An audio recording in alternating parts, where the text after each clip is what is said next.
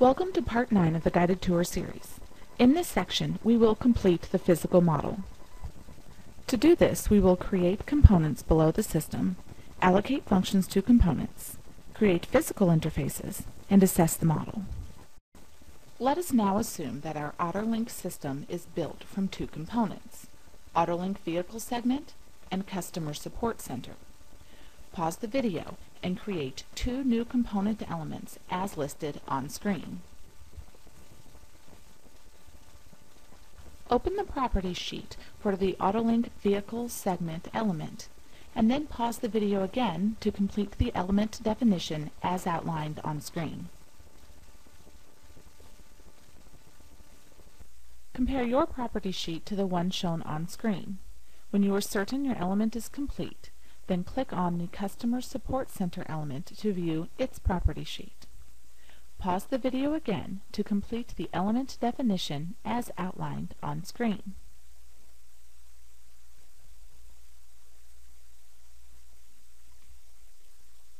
Let's now view the physical hierarchy diagram of the Autolink context component. Click on the Autolink context element. Then click on the hierarchy diagram. Select Physical from the drop-down list and click OK.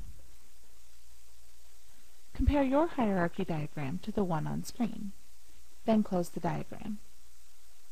Now that we have completed both our behavior model and our component hierarchy, we will allocate the leaf-level functions to the components that will perform them. Pause the video and in the element browser establish the performs relationship to show that the leaf-level components Autolink Vehicle Segment and Customer Support Center perform the leaf-level functions shown on screen. Remember that performs is the inverse of the allocated to relation. Now we'll take a moment to view each in a custom hierarchy view. Select Autolink Vehicle Segment. Click on the hierarchy diagram icon. Click on the More button to expand, and then click on Custom in the Definitions list to create a new custom hierarchy. In the Candidates pane, select Performs and click Add. This will add Performs to the Selections pane. Click OK, and a hierarchy window will open, displaying the custom hierarchy. Pause the video and repeat the above sequence for Sys.1.2 Customer Support Center to open, review, and close the custom hierarchy. By allocating our leaf-level functions to components, we have established the interfaces between our components. We will formalize this in our model by establishing physical connections between our components. Physical connections are represented in core using link elements. Click on the Element Table icon to switch to the Element Table view. In the Project pane, select Link. Before entering data, we will change the information presented in the table columns by selecting View, Table, Edit Columns. This will open an Edit Link Columns dialog.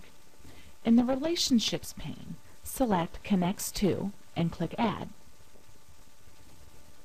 In the right-hand pane, move the Connects To column to after the Name column by using the up arrow.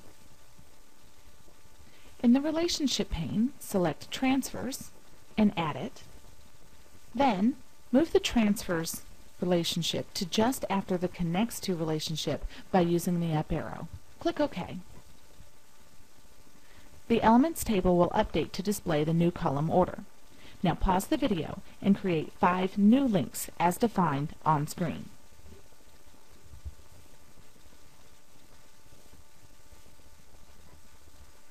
Now pause the video again and establish the relationships shown in the table on screen.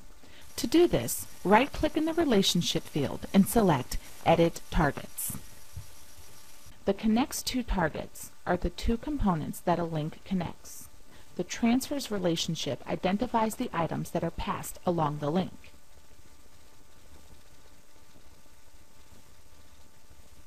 We have defined components and links and established their interrelationships. We can now view this graphically by opening a block diagram. Core provides several different block diagram representations. Drawing upon classical systems representations, Core supports the interface block diagram, displaying logical interfaces between components, and physical block diagrams, displaying physical links between components.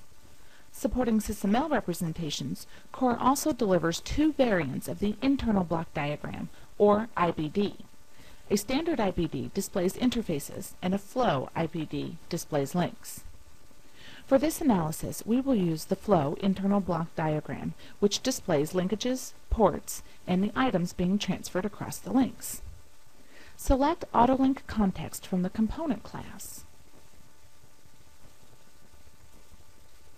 Click on the flow internal block diagram icon.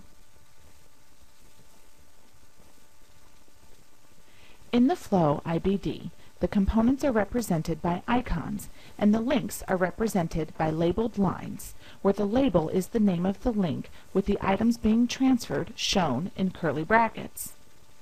As with all Core diagrams, this diagram can be edited directly, and the information residing in the Integrated System Design repository will be automatically updated. By default, when links are connected to a component via the connects to relationship, the default flow is bidirectional, or in-out in SysML terminology.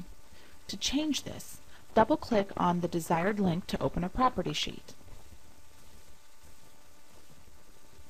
Select the Connects to relationship. In the Targets and Attributes pane, double-click on the Direction attribute and select the desired direction from the drop-down list. To show some of the power of developing our system model in an integrated system design repository, let us illustrate with a typical systems engineering example. Suppose that the customer wants to know the impact of exchanging out or replacing the Autolink vehicle segment. Select the component Autolink Vehicle Segment. Then click on the hierarchy diagram icon. In the drop-down box, select Behavior Impact of Physical Change and click OK. This diagram shows which functions and which inputs and outputs may be impacted. It shows that the replacement component must perform functions displayed in the second row. In addition, the data interfaces between the replacement component and the other elements of the system context are those items in the bottom row of the hierarchy. Traceability indicates which parts of a system design satisfy specific source requirements and allows easy impact assessment of changes to system requirements. Traceability also supports internal consistency, which is difficult to attain when applying traditional techniques on real systems. This means that all incompatibilities are checked and resolved. The design is complete where all interfaces and environments are specified, and the design is feasible where all critical elements are demonstrated. Using relationships for traceability makes it easy to detect unfulfilled requirements and unresolved issues. Close the hierarchy diagram window. Select the requirement class in the project pane. Then switch back to Element List View. The drop-down box at the top of the Elements pane applies filters. Drop down that box and select Unaddressed Requirements. This will filter the elements list to display only those requirements that do not have targets for the basis of, refined by, and specifies relationships. We can see that requirement ORD.1.6, availability, has not yet been addressed. This is just one use for filters.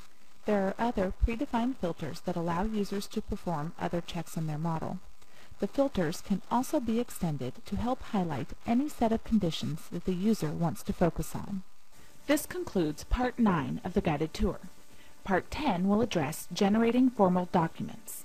If you have any questions or concerns, let me know. Email me at support@vitechcorp.com.